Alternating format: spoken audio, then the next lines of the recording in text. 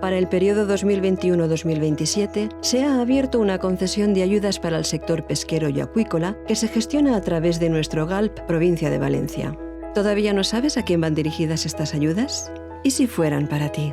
Las ayudas están abiertas a todo tipo de personas y entidades que presenten proyectos coherentes con la Estrategia de Desarrollo Local Participativo y que estén ligados al sector pesquero y acuícola, su patrimonio y su entorno dentro del territorio de nuestro GALP. La estrategia está basada en los Objetivos de Desarrollo Sostenible acordados por Naciones Unidas en 2016. ¿Y estas ayudas de dónde vienen? Provienen del Fondo Europeo Marítimo de Pesca y Acuicultura, que financia proyectos que promueven la sostenibilidad, la economía circular, el crecimiento azul, la igualdad y el relevo generacional dentro de este sector.